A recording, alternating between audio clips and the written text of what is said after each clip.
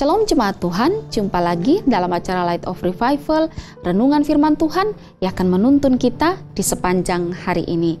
Firman Tuhan bagi kita terambil di dalam Amsal pasal 21 ayat yang ke-25.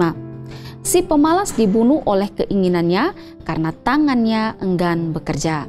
Si pemalas dan keinginannya. Jemaat Tuhan yang terkasih, faktor utama penghambat keberhasilan seseorang adalah kemalasan.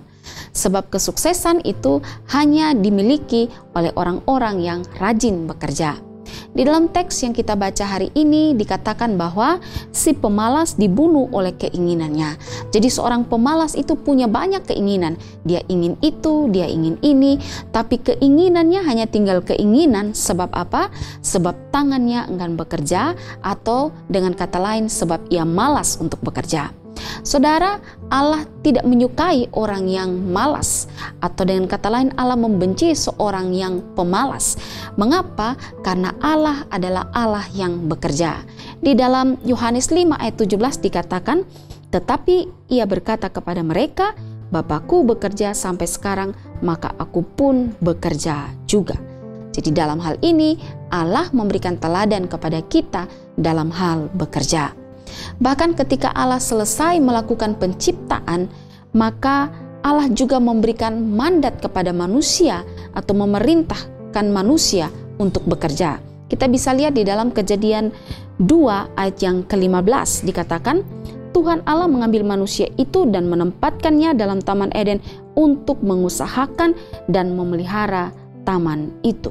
Jadi setelah Allah menciptakan segala sesuatu, menyediakan segala sesuatu, Allah menciptakan manusia, Allah menempatkan di Taman Eden, dan Allah memerintahkan manusia untuk memelihara, mengusahakan, mengelola, bekerja, semua yang ada itu untuk kebutuhan hidup manusia sendiri.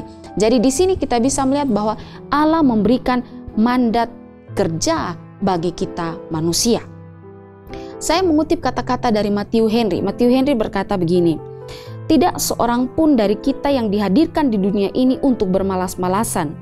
Dia yang menciptakan kita lengkap dengan jiwa dan tubuh, telah memberi kita sesuatu untuk dikerjakan.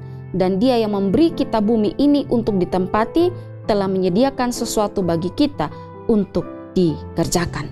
Jadi benar bahwa Allah menciptakan kita di dalam dunia ini bukan untuk bermalas-malasan, tapi untuk berkarya, untuk bekerja, dan untuk melakukan segala sesuatu yang baik tentunya di dalam dunia ini. Saudara, kita masih berada di awal tahun 2022 di dalam bulan Januari.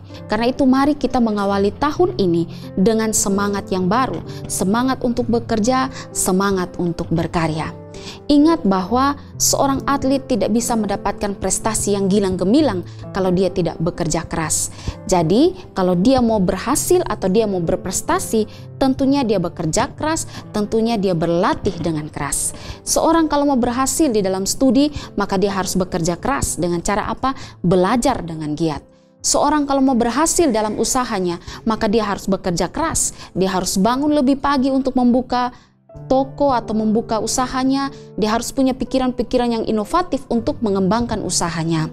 Bahkan orang mau berhasil dalam pelayanan pun dia harus giat dalam pekerjaan pelayanannya.